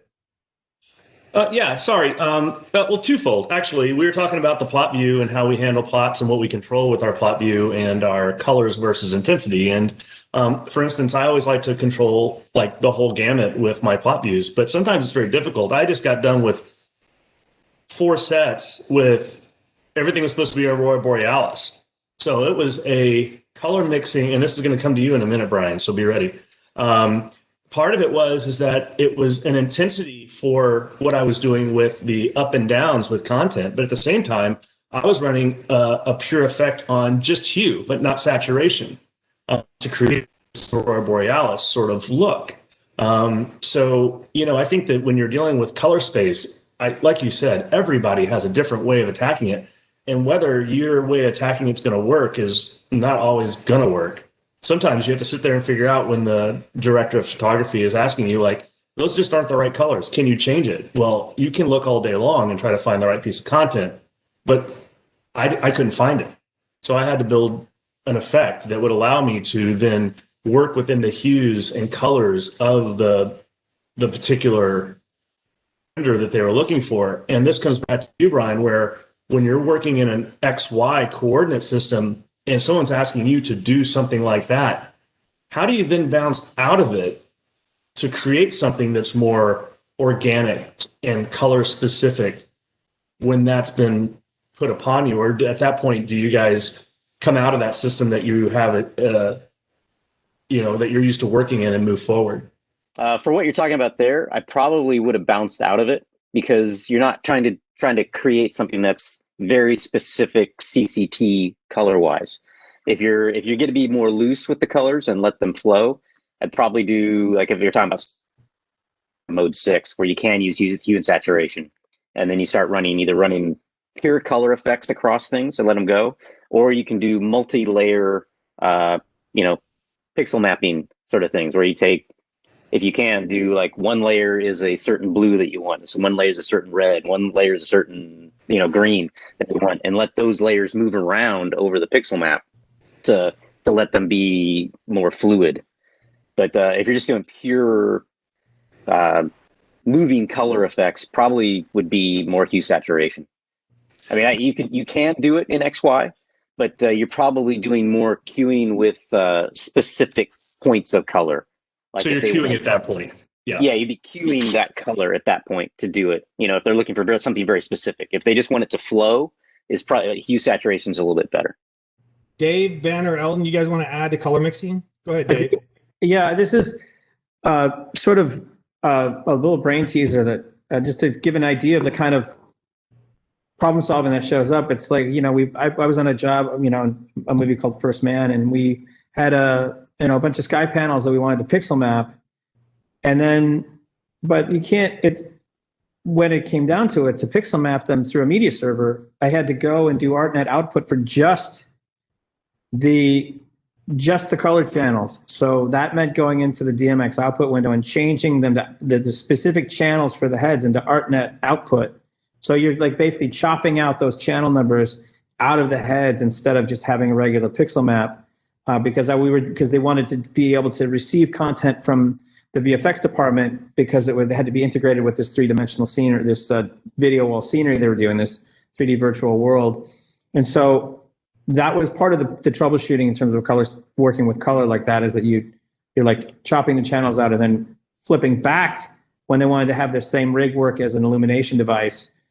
I just used keystroke macros change everything back and forth and flip back and forth between those, because there was no other way to make those specific color parameters work inside the pixel map space that's on the media server versus the one on the board, because at the time it had to do with the content wasn't coming from me some of the time, and then some of the time it was. So I had to be able to jump back and forth on that. So that's just an illustration of the kind of re-envisioning what a fixture is and what the how the parts of it work, and saying, oh, well, we just take those out and make those specific channels change for ArtNet output versus or ArtNet input versus a standard DMX. So it just is an idea about that. Yeah, well, if I could, can I throw one thing in there? Yeah. One of the greatest things for the pixel map side of things is, especially on my end, anyways, is for the image that tends to go on for a pixel map layer. Normally, that image that's in the background, I try to put it in white, so that image then can be recolored whatever you want. If you take a blue image in, it's really hard to make it red or to make it something else once it's blue. So if you bring it in just as a white layer, then you can make it, just about whatever you want. Yes, I agree. White content is always better. Yeah. You can do more with it.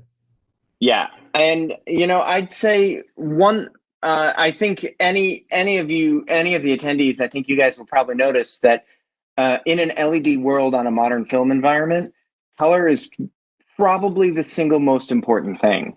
It's DPs and gaffers and board ops are constantly having conversations about color and how we deal with color and how we match color. And there's the XY CIE system that Brian uses. There's CMY RGB, which people are used to. There's HuSat, and all of these are just different communication tools that whichever works best for your boss is the one that you're going to be used to using. If you have a DP that wants to use XY and your gaffer doesn't, but the DP wants it, you're going to use XY. And if you have a DP who wants to talk in RGB and the gaffer really wants to talk in XY, the DP is going to be the one talking to you saying, oh, can you give me a little more red, a little less blue? Like, they'll talk to you in those terms.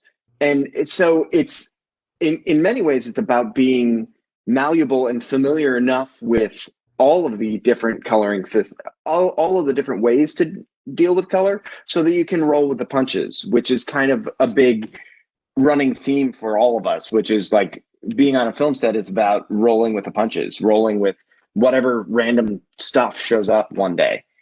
And another thing I'd like to add is that I think one of the single most powerful things that Hog has implemented with plots is the fact that it treats plots like palletized values. And therefore, I can knock out specific, like when you apply a plot to a fixture, both Brian and Scotty were both talking about, and Josh, I think all of us have now, talking about just sending the intensity information to a plot. You can, after you apply a plot to a fixture, you can knock out the color and then hit a color palette. And then, so it will draw its intensity information from the plot and its color information from your color palette. This is one of the single most valuable things when it comes to making quick fire effects, when it comes to making quick water effects, quick whatever effects. And then you can take all of those values and repaletize it as a new nested palette that has the plot pre-assigned and the color pre-assigned, so you don't have to hit two buttons, you hit one button. And that is one of my favorite go-to things that I use programming just about every day on a movie set. Pixel mapping is very, very, very powerful in Hog, I think, and I think versatile. Yeah, very versatile. And I think if you haven't ever tried it, you should get into it because it's very helpful. You can do a lot of quick things with pixel mapping. It's not perfect. There are some things that could be done to improve it, and we all know that, and high end knows this too. But it is really, really powerful and has saved my ass many, many times. Benoit, anything about color mixing? Well, I have to say that I had a very wild experience on a movie called Call of the Wild. where the visual effects supervisor came to me in prep. I know, what a great tie-in. And the visual effects supervisor came to us in prep, and he approached the gaffer, Chris Colleton, and myself about finding a way to create an environment for all the campsites in the movie.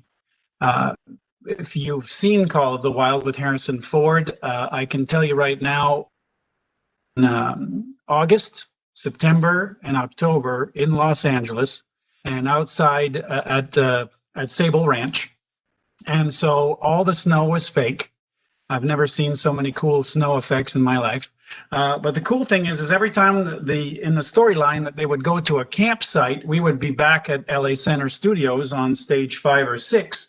And then they had, and I would love to share my screen, but I can't. So I'm just going to kind of put this right here to kind of preface what I'm about to say. So, right? That works. We see it. So this is basically an environment that we had. Yeah. Okay. So this is 278 sky panels in a softbox system that's able to cantilever down and wrap around one of our snow sets.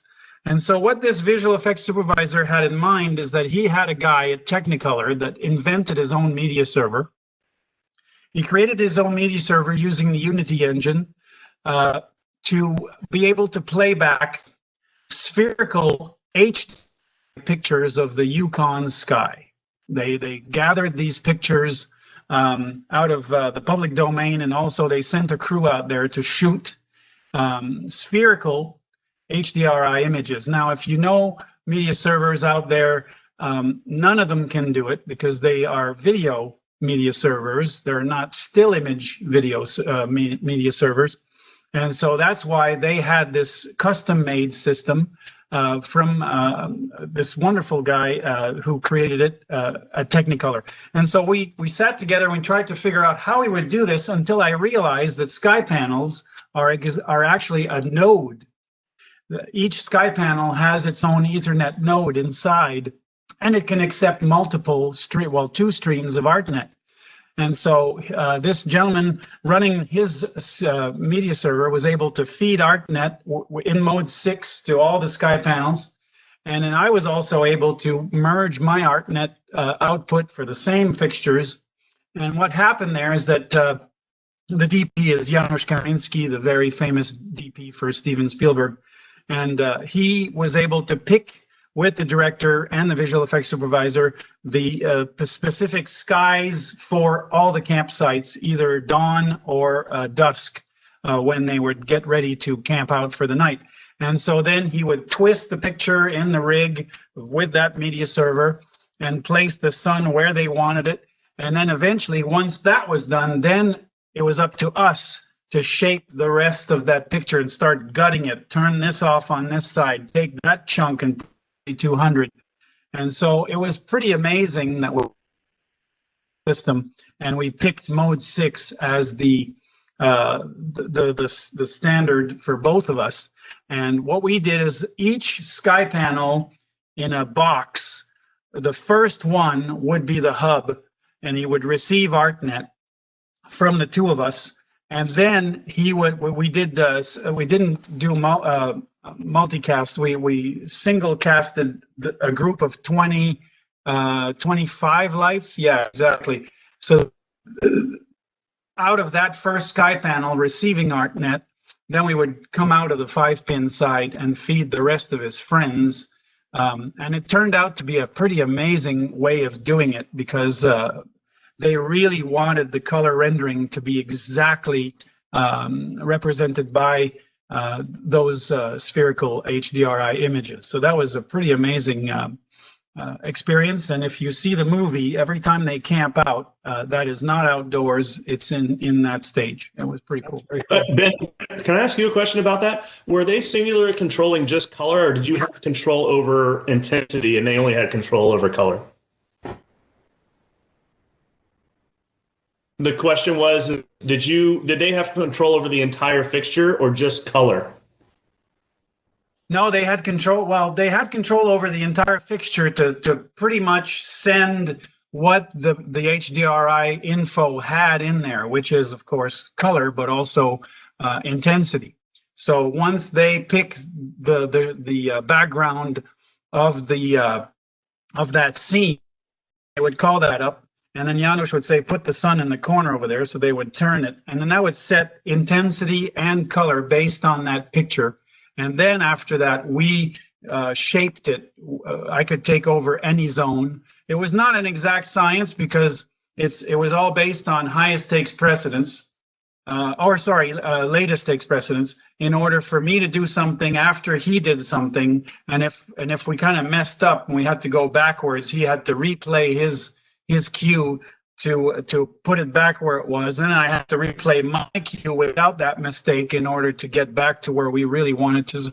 It was a little hairy at the beginning, but we got into a good system. And the best part is that in post, the visual effects supervisor was using the same HDRI image in the background to replace the blue screen. And so the kick off of the fake snow from all these colors would really light the actors with the same color rendering that you see in the fake in the blue screen image that was replaced. So the two together blended perfectly, because in the final shot, whatever you see in the background that was really blue screen was the same picture that came from us, the two of us, off of that overhead, kicked off the snow, and then lit the actors perfectly with the same colors. It was pretty amazing how that worked out. I want to jump into a question from earlier from Dave Farmer about using wireless remote systems on set. Because yes, as many of you know, there's no real front of house. We don't really have a view of the entire rig per se, unless we are out on the floor and we see everything.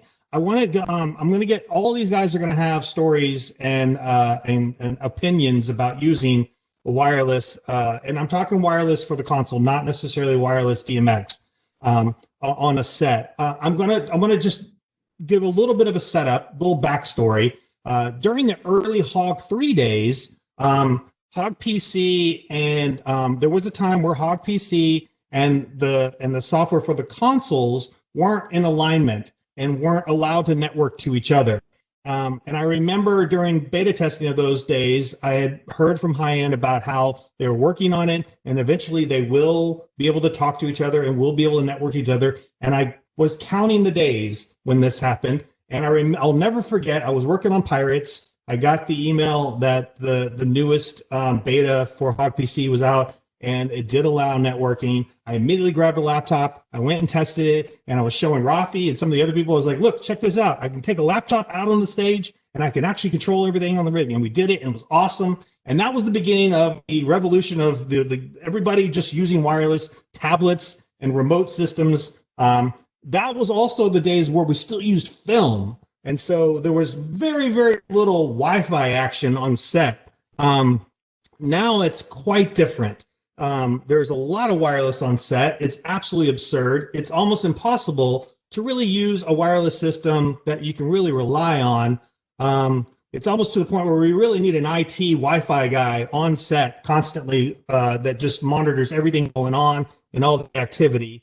During those early days when it did work, I immediately bought 2 tablet laptops and touchscreen laptops. I started using that. Josh will remember on Iron Man 1, we were using that. It was just a nice tool to have to be able to go on set and get a visual of it and use it and work with it. Some of us still do that, but as the years went by, the amount of wireless and transmitters being used on set just grew astronomically, and everybody's just stepping all over each other. And Hog doesn't really technically support wireless connectivity. You can get bumped off just enough where you can cause an interruption or a conflict in the network, and therefore now you got to log off, you got to go log back in. It can be a little tedious, but I know all of these guys have used wireless. I've stopped using it as much.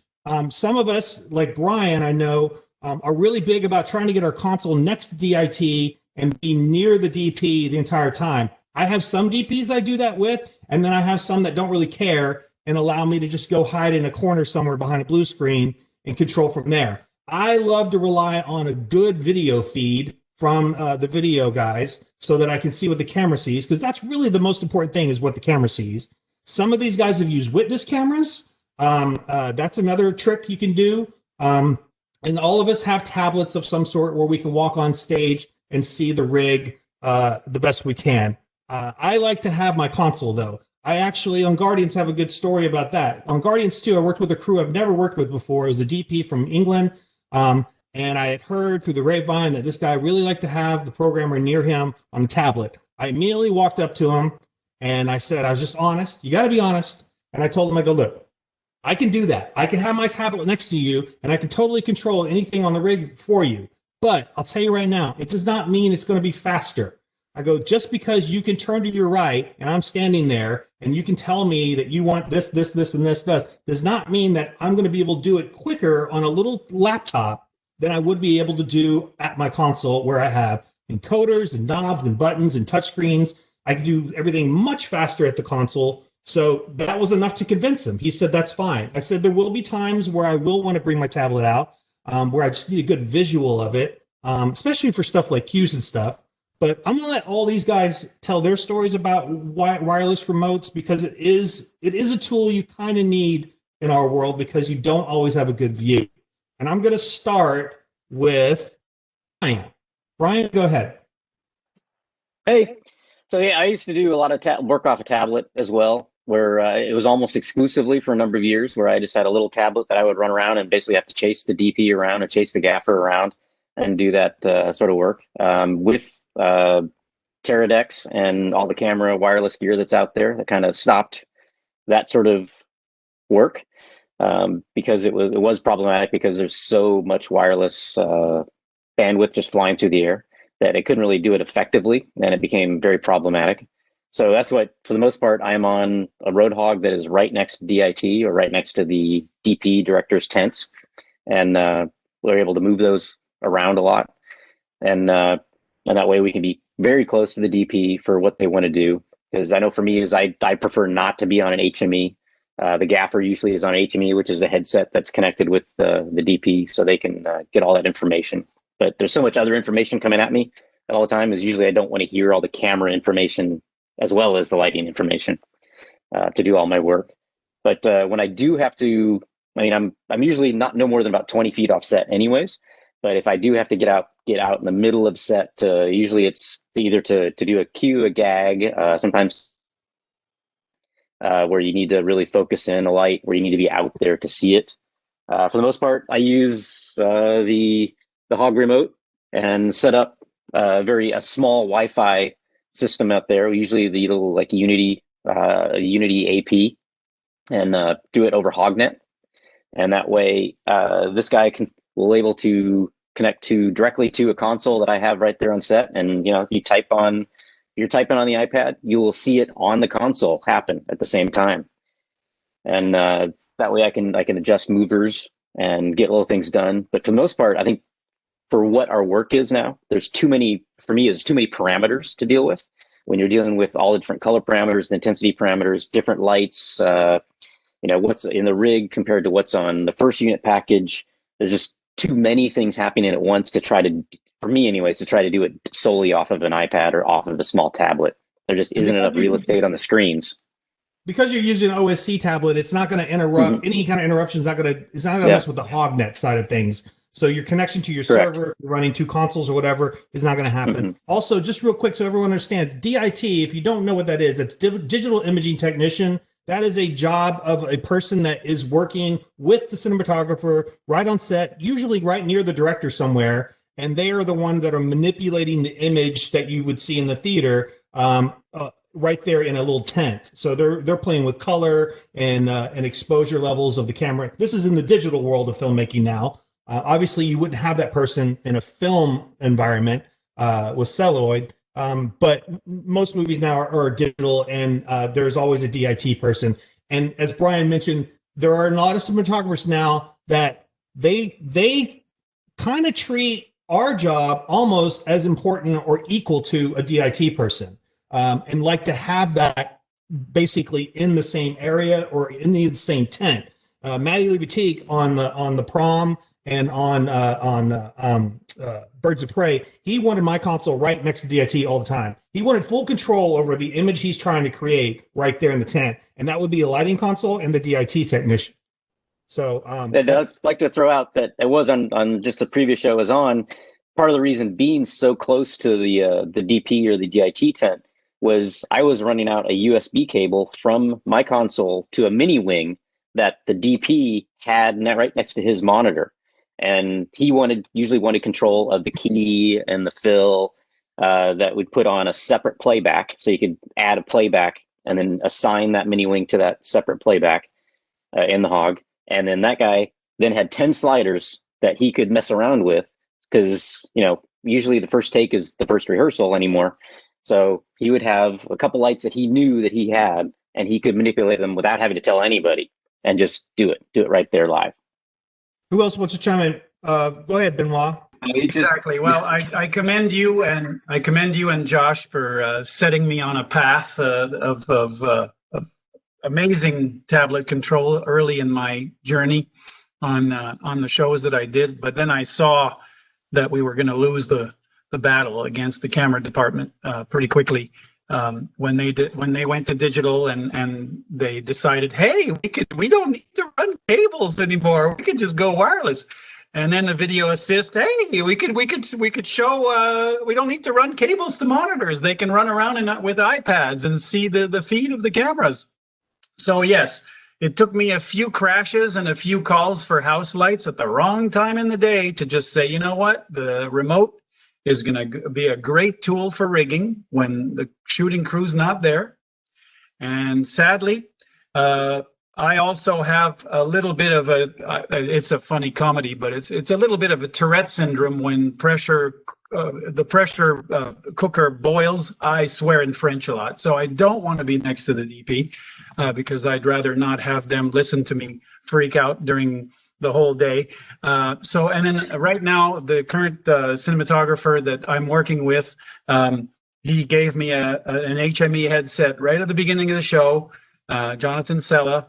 And then I had the same situation with Claudio Miranda when I worked with him on Tomorrowland. So, and this stems from old school movie making when the DP would look at his gaffer and said, take that light down 10%, and the gaffer would go, take that light down 10%.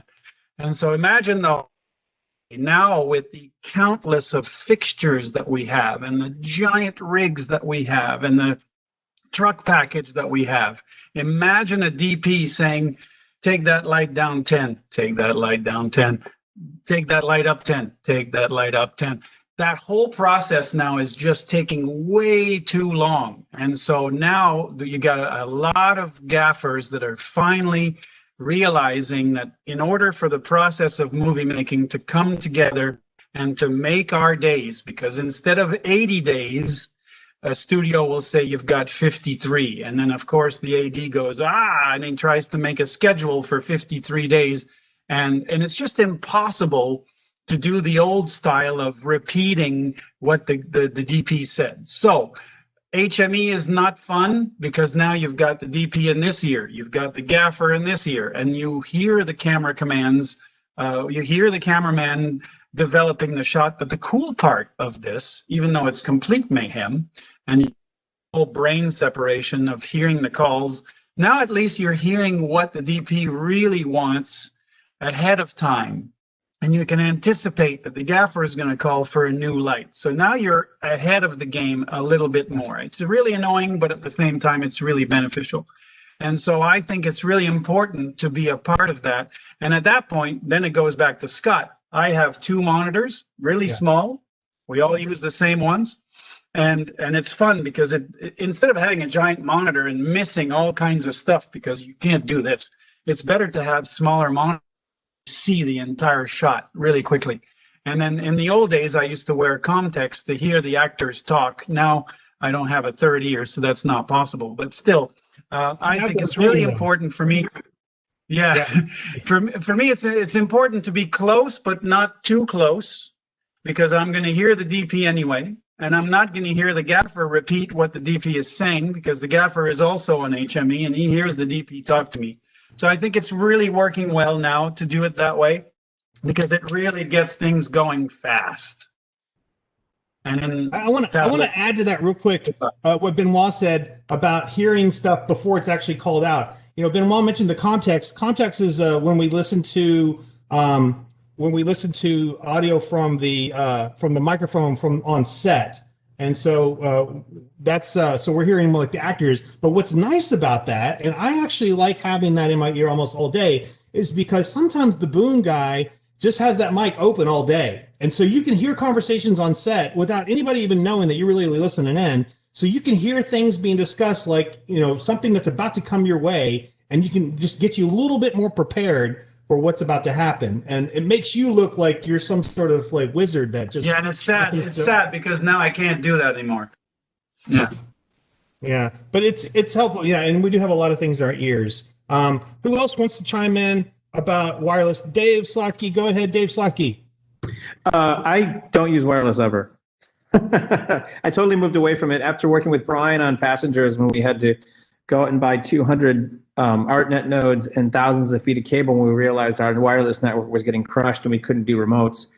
What I do is I put in a backbone of HogNet, if possible, almost invariably to run out 100 feet, 200 feet to get next to set, because I much prefer being on set next to the DP and the gaffer more than anywhere else, because I came up as a lamp op or a set technician, so I'm very used to hearing everything going on and kind of being involved, you know, being anticipatory that way. So my preferred rig is a touchscreen tablet, like a PC tablet, and a Hog 3 programming wing. And it's the first piece of gear I put together in every job, and it's the first piece on set. And that allows me to sit there on set and they say, okay, we're moving on, and hear them say, okay, well, camera's moving over next to the whatever. And if I have that look ready, I can bring it up, and the gaffer doesn't have to say, hey, we're going to be looking over here, or bringing this there, or I have to start. If like going back to what Benoit was saying about monitors, if you're not looking at where they want to see, you can't tell what the next thing is. But if you watch them roll the camera over, it's like, oh, we're looking over that way. You can make it all happen while it's going. And I worked on a job with a DP named Bill Pope, and he wanted me next to him so much so that like at one time he even made a comment of like, get that guy an ankle bracelet because I went to the bathroom for too long or something, because he was used to just mumbling out of the corner of his mouth saying, like, and expecting. That's a total Pope thing. Pope would say that. I could hear it come out of his mouth. Totally, and that was the thing, is like he didn't want to have any. He wanted just to say it out loud and have it happen. And so being next to people and having going back to the movie making part of it, we were talking about earlier, understanding how, well, doing it over, we're cutting close, we're doing this and that, and it means all these things will be turned off, all this is to be turned on, and you can start doing that if you're on set or you're seeing what's happening, and that's why I prefer it, because it makes everything go much faster, because then the gaffer doesn't have to get on the mic and say, this half of the room's got to get turned off, or all the lights over there are going to get turned off because they're behind the camera now, and this and that. I know how you know how to light a set, because it's what you do, and you just start lighting the set the way you know it's going to get lit, because there's a lot of broad strokes that are the same every time. And you can even do stuff like I do this every once in a while, look in the camera or look over the shoulder look over Bill's shoulder, and I can tell a light's too bright, and just turn it down. And you know it's somebody to ask you, because you know it's coming. You know when it's too light. You know when things don't look right with experience. But my preference is to be there, and I just use a cable with a Hog PC and a 15-year-old piece of hardware that so listen, we have a little more than 10 minutes before we have to really close this down. I want to get to one question real quick. Before I get to this last question, Dave Farmer, about wearing mask and PPE. Yes, a lot of us have done that right now. I have a little thing that holds my mask, so I don't have to put it around my ears. It's a little thing that connects the elastics together, so it's not tugging on my ears all day. But yes, we do it. I've actually gotten used to it. It's not so bad, really.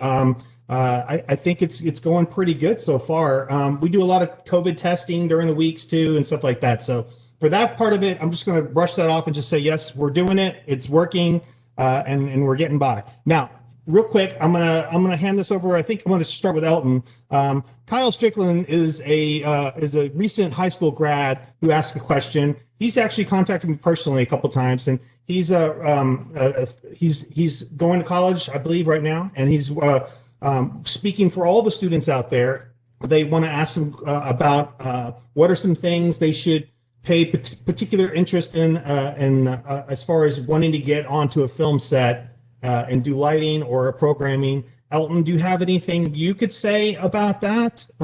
Maybe anybody else want to talk about this? Yeah, I mean, I'd say one bit of advice I give to a lot of students when they've asked me in the past what advice you have if I want to work in film. Part of it is just get yourself on a film set. Go to places like Mandy.com or Craigslist or whatever the websites are that they're posting positions, and take the unpaid student film just to meet people, because most of the film industry is meeting individuals and working and getting to know these people. And then after you've done that job, move on. And then because you knew this guy, they'll say, hey, come to this job, or I've got another job coming up. And it's a really interpersonal relationship that is getting into the film industry. And then like I look back at my becoming a programmer. I used to program in theater in college, and I used to do small theatrical venues before I got into rock and roll, before I got into film. But I got onto film sets and I didn't even realize there was a programmer in our world. And I was on a commercial with John Crimmins, who's another friend of all of ours, and he was the programmer. And I had spent a day sitting with him, hanging space lights. Like we hung about 100 space lights one day for a Super Bowl commercial. And he asked me what I wanted to do. And I said, really, I want to be a programmer. And he said, huh, that's funny. Good to know. I'm going to start calling you. And that's how I became a programmer for film. It's all those random happenstance meetings that are the most valuable things. So it's about having a good attitude, getting yourself on set in any role, asking questions, not being afraid to ask questions, but also being situationally aware enough of your surroundings about when is a good time to be asking lots of questions and when it's not a good time to be asking a lot of questions. So who you know is important. But it's probably the first thing that's the most important is who you know. That gets you in the door. What you know is how long you'll be able to work. How consistent your career can be is based on what you know and how you know it. Who you know definitely is important in this business, and it does help. I don't think you're doing anything wrong, Kyle, by just keep on asking those questions. Unfortunately, our particular position, a programmer in movies, isn't necessarily like Elton just said. It's something that a lot of people don't realize even exists. And certainly schools don't really know this. So you can't really go to school and learn to be a programmer for motion pictures. It's going to be something you're just going to have to get your foot in the door, work at a rental house, work at a lamp dock somewhere. Just get in the door and meet people. Is very, very important. Dave, you want to say something about this? I thought you had your hand up. Oh, no, I was just agreeing with Elton. I mean, that's how I got into business, basically, more or less, is working for free and then working my way up. I didn't do any lighting in a academic environment at all. It was all just, I learned everything on the job from day one by starting out just like as an electrician. I was a production assistant on other stuff, but in terms of being in the electrical department, or set lighting rather, it was exactly what he said. Student films, freebies, jobs for, I was the world's worst camera assistant for a while for $80 a day, things like that. It's the worst path ever, but it's a path I guess it's still happening because that sounds like that's the way it is now still. A lot of us, most of us on this panel, really, motion picture programmer wasn't really a thing when we first started in this business. All of us are members of 728, and even our local never really made note of that. It's something that sort of evolved, and our careers sort of were built off this evolution that was happening over the last 20 years, and it's become what it is. And now it's to a point where students like you guys are saying, wow, that's something I could do. I didn't realize I could do that. Well, of course not. it didn't exist 15, 20 years ago. It was sort of just, manipulating light on movies was just something off to the corner. It was like, oh, we need to put a console over there for the particular gag we have. It's not like you carried a programmer for the entire show like you do now. And now it's not only that you're carrying a programmer, but they're a key part of the decision-making process as far as what lights you're going to use, what are you going to do with them, how are you going to do that stuff. So it's really evolved. I think, Sarah, are we needed to shut down? How much time do we have? 5 minutes? You're about 7 minutes out, but there was an additional question about ETCP certifications and how you guys feel about those. Oh, let's Ooh, see. who wants to chime in on that? Nobody. Alan Rowe would be here. He'd say something. I have to say, it hasn't really come into our purview yet of what it really is required, because most of ETCP has been dealing with safety standards and whatnot, whereas ours is more of a creative portion of that. Yeah, I think if I did a comment about that would be that the what's covered with all the ETCP stuff is we sit behind a lighting console that gets plugged into AC power and a regular outlet. And I mean, there's other things to consider, but we're not doing the load calculations and we're not doing the power calculations. It's kind of offshore to somebody else. I think it's valuable and think it's definitely something to follow up on. But I think like what Josh said, I've looked at what it covers, and it's stuff that I haven't dealt with since I was a lamp op, basically, and that's been a long time. So, any last minute conversations or things about anything? Anyone? Okay, I guess we're done. We probably missed a few questions. I just want to tell everyone we're all on the Facebook site, and we're all in the forums. I don't know about the other guys. I have an Instagram feed. You can always reach me with a message on that. But Facebook's a good way. There's a lot of smart people besides us. We're not as smart as some of the people that are on that Facebook group. Trust me. There are some very, very intelligent, highly skilled hog programmers on that Facebook site. So if you have questions, you can always reach us there. Anything else? I think Sarah. No. I just wanted to add that this was recorded. It will be on our YouTube channel in about a week or so. If you enjoyed the webinar, there's about 30 more of them on our YouTube for just hog-related stuff. There's also a ton for ETC-related products as well. So if you enjoyed it, check out our previously recorded webinars on our YouTube channel. I have one more thing to just add. That's a friend of mine just texted me that we didn't really discuss much, but networking is a really, really big part of our job. Some of these guys are much more skilled than I am when it comes to IT type stuff, but Hog is very, very helpful in this area. It networks really well. It allows us to use multiple consoles across the network and use consoles across stages. I've talked about this in other videos, so you can check out some of those conversations prior to this. But if you don't know much about network, I highly recommend you read about it. Search it online, do whatever you can to learn about it, because networking is a key part of the console. And for our job, it's a very, very big part of it. Yeah, especially learning about the relationship of the various octets of an IP address and how subnets work. Those are the two bits of information that you can Google search very easily and learn and figure out. And that's the basic information you need for networking on Hog.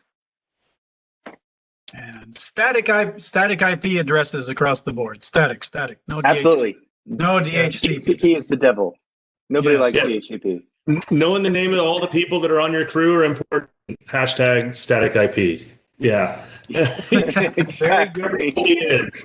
Have a really good systems tech. It's important to have a really good systems tech that's your backbone to your setting up everything. Look, these shows have gotten to the point where they're so big. It's like I really, really want to just focus on just what I'm doing at the console. I really don't want to have to think too much about another stage and how it's going to be rigged. So as long as I have a good team around me, and believe me, right now I have the best team, and it's important. Yeah, it's important to have a good team behind you that's setting up your console the way you want it, setting up the rig the way you want it, getting everything tested and flushed out for you.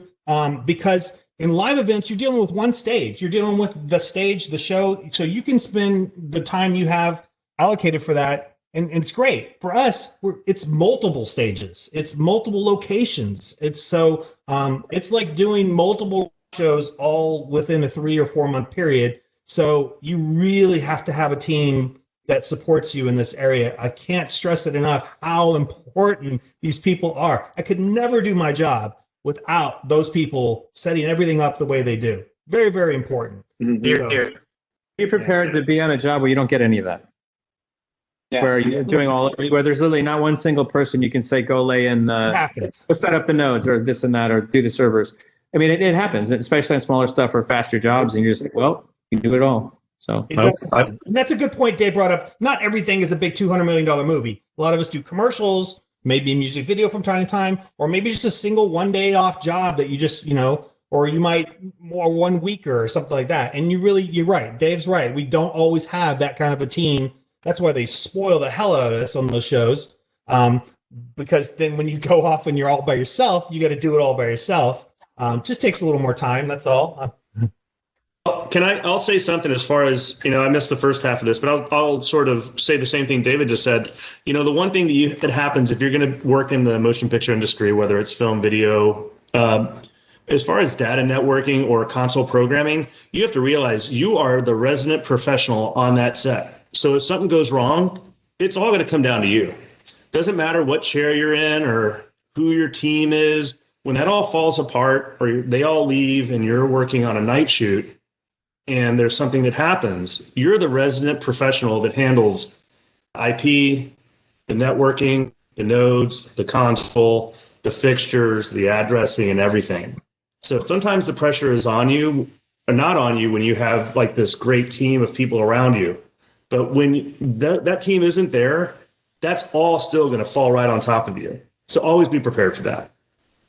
Another tip for all you youngsters out there, just getting in the business, know the console. I've stressed to you about how important it is to know the console, and that muscle memory is important.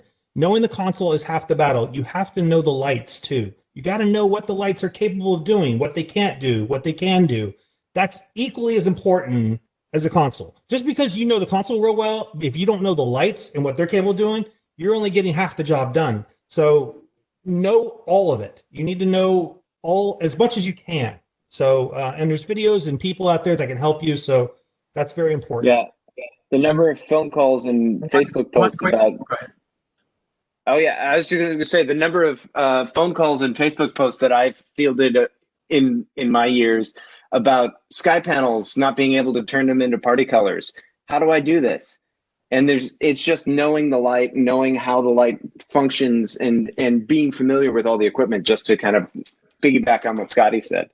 And being able to read the photometrics tables and the parameter charts of the heads you're going to do. I've done this over the years. It's a cyclical thing. Somebody says, what's the widest zoom with a head with mover, with a head with framing shutters? What's the widest zoom?